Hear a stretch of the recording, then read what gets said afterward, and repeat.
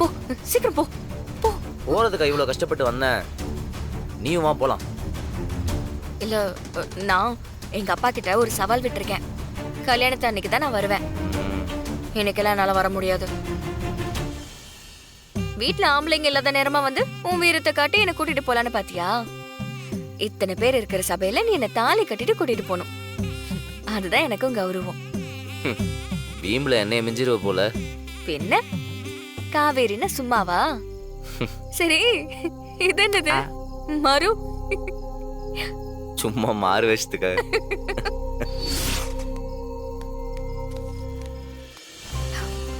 சந்திரா, என்னம்மா? வெறுமனே கபடி விளையாடிக்கிட்டு வேலை வெட்டி எதுவும் பண்ணாம இருக்கானே, இவனை நம்பி போனா எப்படி நம்மள வச்சு பாத்துப்பான்னு லைட்டா டவுட் இருந்துச்சு. அடி பாவி, அத உள்ளுக்குள்ள வச்சுட்டு தான் காதலிச்சிட்டு இருந்தியா? ஆமா. விட்டுருந்தா அந்த ஆனந்தனையே கட்டிட்டு இருந்திருப்ப போலயே. அதெல்லாம் என் உசுறு போனா கூட நடக்காது. இப்போது சந்தேகம் தீர்ந்துச்சா? இப்ப எல்லாம் தீந்துருச்சு. நீ இப்போ புடவை வித்தாவது என்னை காப்பாத்திருவேங்கிற நம்பிக்கை வந்துருச்சு.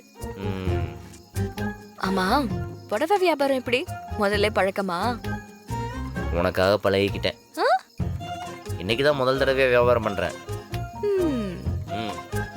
எங்க வீட்டுல இருக்கிற எல்லாருமே உன்னை வியாபாரினே நினைச்சிட்டாங்க. என் அப்பா மட்டும் வரலனா நீ கொண்டு வந்த மொத்த புடவையையும் என் வீட்டு பொம்பளைங்களே வாங்கியிருப்பாங்க. இங்க பாரு காவேரி, என்ன ஆனாலும் சரி நான் தான் உங்க கழுத்துல தாலி கட்டுவேன். பயப்படாம. திருந்தவே மாட்டல நீ. நீங்க திருந்தனா எல்லாருக்குமே நல்லதுப்பா. உன்னை என்ன பண்ற பாரு. வா அப்பா.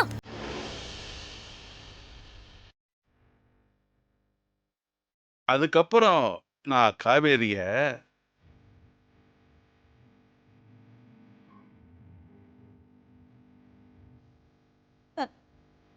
டேய் ராகவா, ராகவா இங்க வா. இங்க ஒரு சூப்பர் கதை ஓடிட்டு இருக்கு, நீயும் வந்து கேளு. டேய், ஏன் முழிச்சிட்டு இருக்க? வா, பழைய கதை தான், ஆனா போர் அடிக்கல. வா டேய்.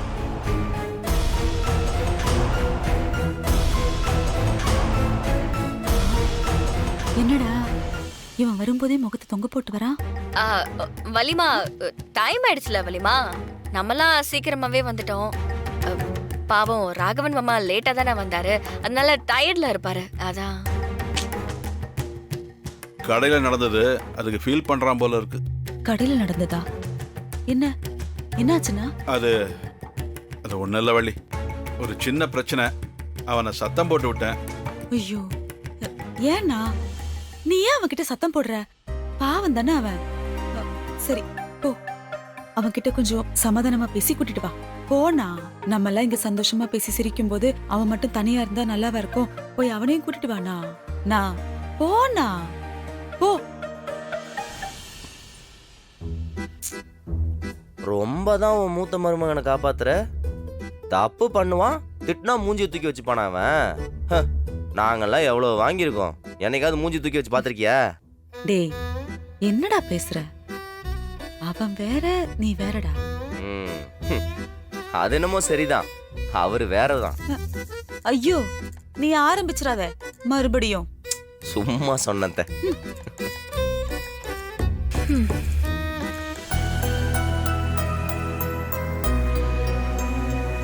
டேய் ராகவா,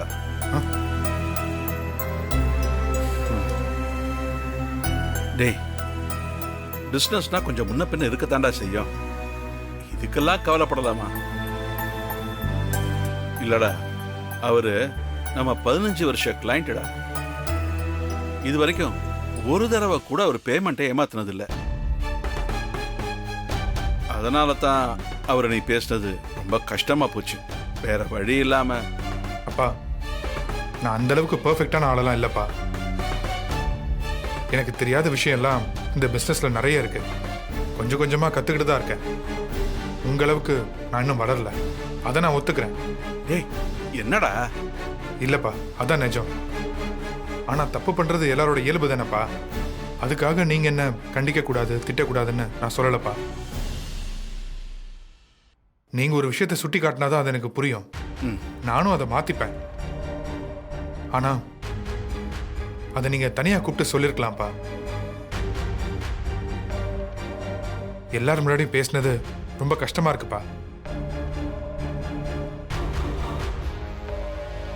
நம்ம கடையில் இருக்கிற ஸ்டாஃப்கெல்லாம் என் மேல ஒரு மரியாதை இருக்கு. உங்களுக்கு அப்புறம் நான் தான் நினைச்சிட்டு இருக்காங்க. அப்படி இருக்கும்போது நீங்களே அவங்க முன்னாடி என்னை விட்டு கொடுத்து பேசினா அவங்க எல்லாம் என்னை பத்தி என்ன நினைப்பாங்க? அவங்க முகத்துல நான் எப்படி நாளைக்கு முடிப்பேன்? ஏதோ ஒரு வேலையை கோவமாவே நம்ம ஸ்டாஃப் கிட்ட நான் சொல்றேன்னு வைங்களேன், அந்த கோவத்துக்கு அவங்க மரியாதை கொடுப்பாங்களா? இவனே உங்க அப்பா கிட்ட திட்டு வாங்குறவன், இவனுக்கு என்ன தெரியும்னு உள்ள நினைக்க மாட்டாங்களா? டேய் விடுறா, இனிமே இந்த மாதிரிலாம் நடக்காது.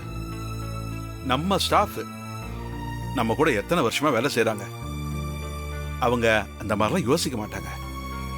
நீ மனசை போட்டு குழப்பிக்காதடா. நான் இனிமே உங்ககிட்ட இப்படி நடந்துக்க மாட்டேன். ஆ? வருத்தப்படாத.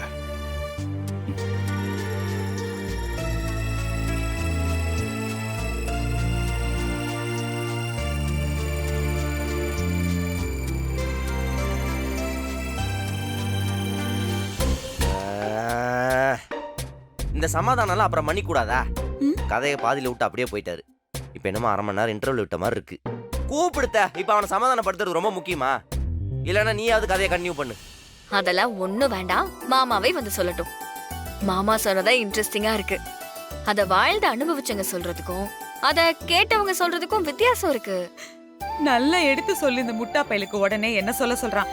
டேய், எங்க அண்ணன் கதைய அவரே தானே சொல்லணும். அப்பதான் எல்லாத்தையும் விடாம சொல்லுவாங்க. ஐயோ, இமேஜினேஷன் வேற பாதியிலே நிக்குதே.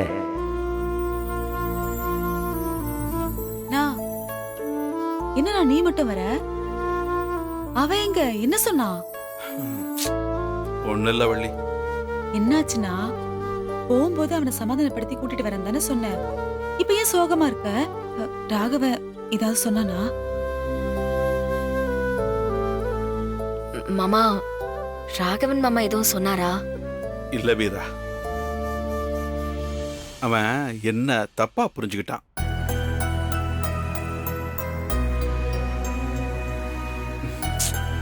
நான் இன்னும் கொஞ்சம் பொறுமையா இருந்திருக்கணும். அவனை தனியா கூப்பிட்டு கண்டிச்சிருக்கணும். யார் முன்னாடி பேசிட்டேன்ல, அதான் ரொம்ப வருத்தப்பட்டான்.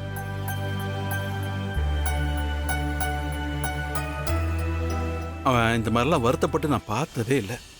எல்லாரும் என்னை மாதிரி எவ்வளோ அடிச்சாலும் வாங்கிட்டே இருப்பாங்களா? இவன் ஒருத்த நேரம் காலம் தெரியாம.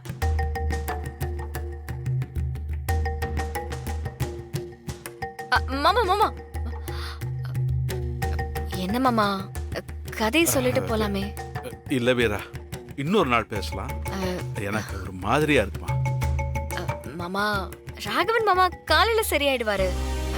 அதுக்காக சொல்ல வந்த கதைய பாதியிலே விட்டுட்டு போனா எப்படி மாமா? நாங்களும் ரொம்ப ஆர்வமா இருக்கோம் மாமா. மாமா ப்ளீஸ், எங்களுக்காக உட்கார்ந்து இப்பவே கதை சொல்றீங்களா? வானா, நம்ம வீட்ல இந்த மாதிரி எல்லாரும் ஒன்னா உட்காந்து கலகலப்பா பேசி சிரிச்சு எவ்வளவு நாளாச்சு. நம்மளே என்னைக்கோ ஒரு நாள் தான் இப்படி உட்கார்றோம். ராகவன் கிட்ட நான் அப்புறமா பேசி அவனை சமாதானப்படுத்திக்கிறேன். பிள்ளைங்க ஆசைப்படுறாங்கல்ல, நீ வா சொல்லு. வாங்க மாமா. நான் வேணா வாயை மூடிக்கிட்டு அமைதியா இருக்கேன். தயவு செஞ்சு கதை சொல்ல. வாயை முடிக்கிட்டு நீ ட்ரை பண்ணுவேன்.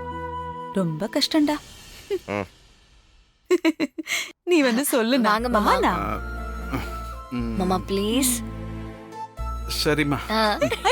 வா வா வா உட்கார். உட்கார் சீக்கிரம். ஆரம்பி. ஸ்டார்ட். அடுத்து என்ன நடந்தது தெரியுமா?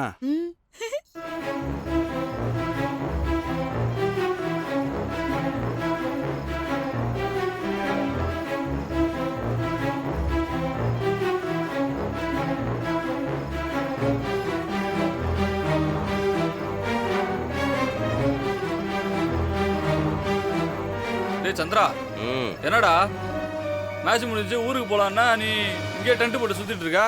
என்னதான் உங்க கணக்கு? இன்னும் 2 நாளில் காவேரி கல்யாணம்டா.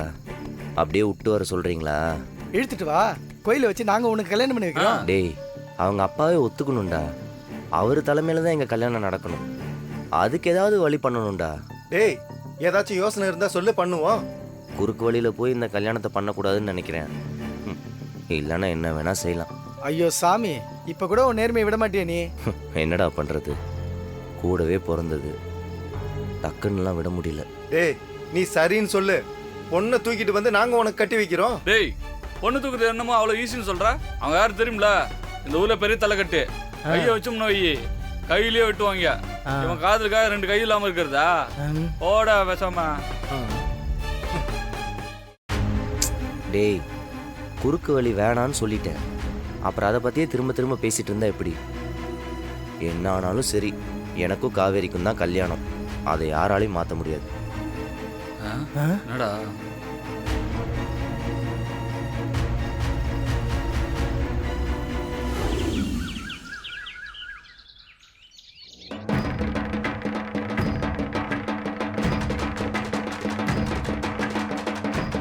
இதனால பொதுமக்களுக்கு தெரியும்போது என்னன்னா, ஊர்ல ஒரு முக்கியமான பிரச்சனை. அத பேசுறதுக்கு ஊர் பெரியவர்கள், நம்ம ஊர்ல இருக்க பொண்டு பொடுசு, இளவட்டம், சிறுசு பெருசு எல்லாரையும் ஊர் கோயில் முன்னாடி கூட சொல்லிருக்காங்க. ஐயா, என்னவா தெரியலையேப்பா.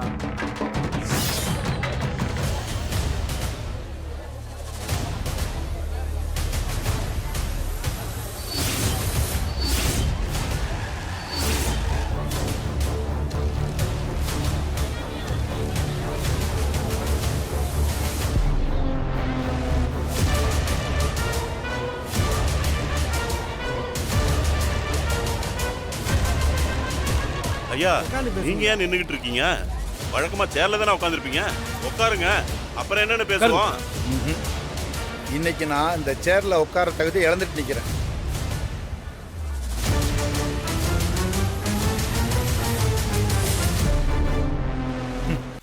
தலைமுறை தலைமுறையா இந்த கோயிலுடைய சொத்து, நகை எல்லாமே எங்களோட குடும்பத்தோட கட்டுப்பாட்டில் என் வீட்டில் பாதுகாப்பாக இருந்துச்சு. நீங்க எல்லாருமே எங்க குடும்பத்தை நம்பிதான் அந்த பொறுப்பையே ஒப்படைச்சிருந்தீங்க. ஆனா அது இன்னைக்கு திருட்டு போயிடுச்சு.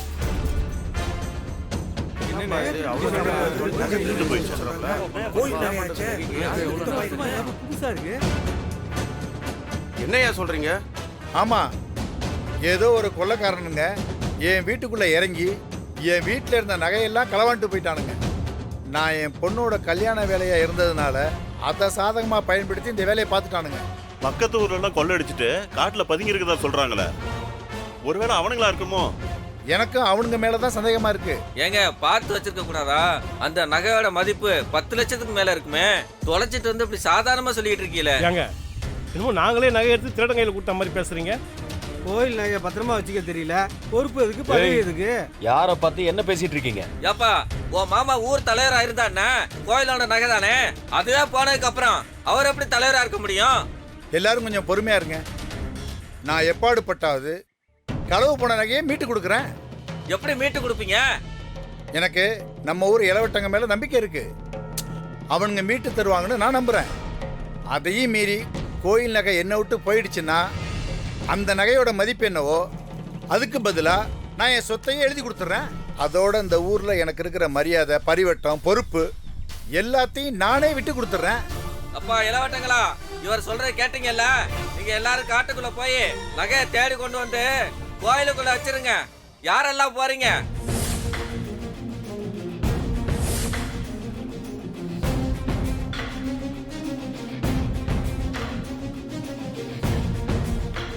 அவங்க ஏற்கனவே பக்கத்து ஊர்ல நகையை திருடி அதை கேட்க போன 5 பேர்த்த குத்தி கொலை பண்ணி போட்டாங்க.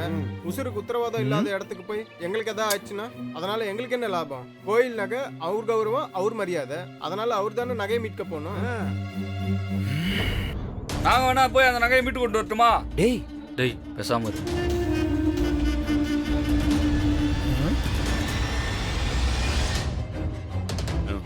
ஏம்பா, அசலூர்காரங்களுக்கு எங்க ஊர் சமாச்சாரத்துல என்னப்பா வேலை?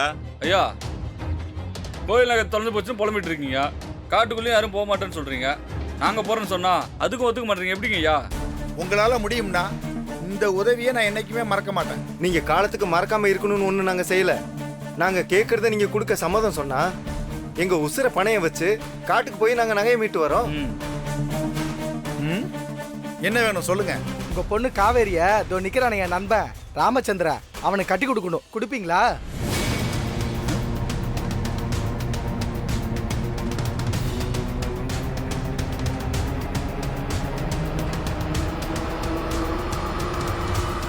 ஏய் என்னடா பேசிட்டு இருக்க? ஏய் உனக்கே அப்பா கொதிக்குது. அவரை மானத்தை காப்பாத்தா நீ காட்டுக்குள்ள இறங்கி போய் தேடு. பாத்தீங்களா மாமா எப்படி பேசுறானுங்கன்னு பாத்தீங்களா? கபடி விளையாட வந்துட்டு நம்ம வீட்டு பொண்ணு மனசை கலைச்சது மட்டும் இல்லாம இப்ப எப்படி பேசுறான் பாருங்க. சரி. இவனெல்லாம் இதுக்கு நான் ஒத்துக்கிறேன். மாமா என்ன மாமா இதெல்லாம்? மாப்பிள, எனக்கு என் பொண்ணை விட இந்த ஊரோட கௌரவம், இந்த ஊர் கோயிலோட நகையும் தான் முக்கியம்.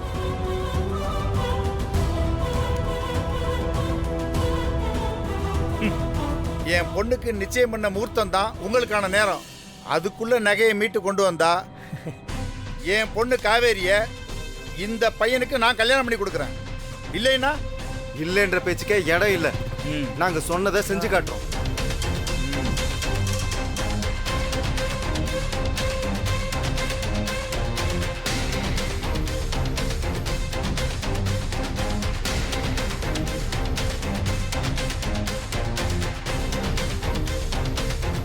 டேய் என்னடா பண்ணி வச்சிருக்கீங்க? உள்ளூர்காரங்களே போறதுக்கு பயப்படுறாங்கடா. நீங்க என்னடானா காட்டுக்குள்ள போறதுக்கு என்கிட்ட ஒரு வார்த்தை கூட கேட்காம போறேன்னு ஒத்துக்கிட்டீங்க. என்னடா நினைச்சிட்டு இருக்கீங்க? அதெல்லாம் கொண்டு வந்துடலாம்டா. டேய் அந்த திருடனுங்களை பத்தி ரொம்ப மோசமா பேசிட்டு இருக்காங்கடா. என் காதலுக்காக நான் ரிஸ்க் எடுக்கிறேன், அது ஓகே. நீங்களாம் ஏன்டா தலையை கொடுக்கணும்? உங்களுக்கு ஏதாவது ஆச்சுன்னா உங்க குடும்பத்துக்கு யாரா பதில் சொல்றது? எனக்கு என்னமோ இது சரியா படல. நீங்க இதுல இருந்து ஒதுங்கிக்கங்க. நாங்க ஒதுங்கிறதுக்கு அவ்வளவு தூரம் பஞ்சாயத்துல மூச்சு முட்டை பேசணும். அதெல்லாம் பாத்துக்கலாம்டா. என்ன பாத்துக்கிறது? காட்டுல அந்த திருடனுங்க என்ன பண்ணுவானுங்க, எப்படி இருப்பானுங்கன்னு எதுவுமே தெரியாது. எங்கன்னு போய் தேடுவ?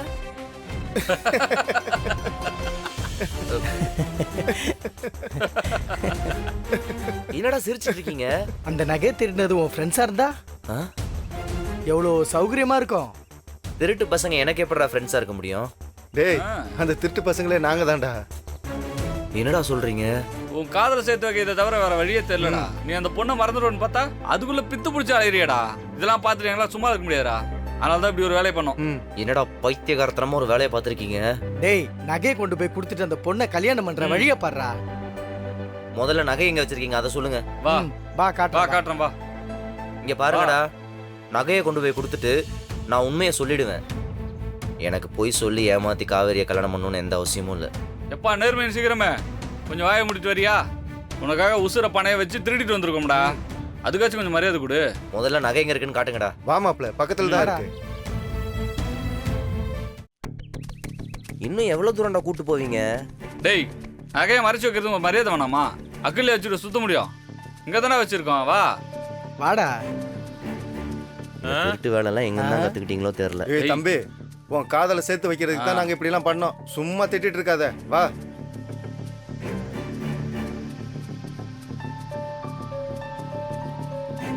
டேய் எங்கடா கூட்டு போறீங்க? வா இங்கதான் ஒளிச்சு வச்சிருங்க. வா சீக்கிரம் தோன்றா.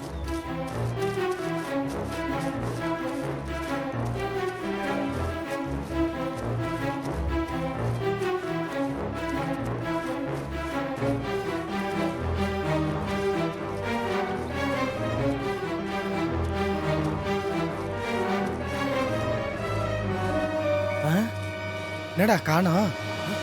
டேய் எங்கடா காணோம்? இங்கதான்டா புதைச்சு வச்சோம். நல்லா பாடுறா.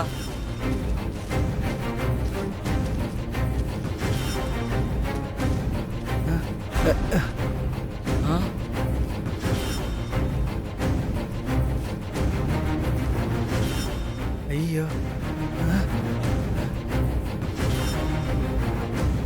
என்னடா இது? காணும்டா. என்னடா சொல்ற? இரு நான் பாக்குறேன். நல்லா பாடுறா. இங்கதான்டா வச்சோம். இதே காணும்டா. டேய் இங்க தானே எங்கேயாவது இருக்கும் தெரியலாம்டா ஏ வாங்கடா சரி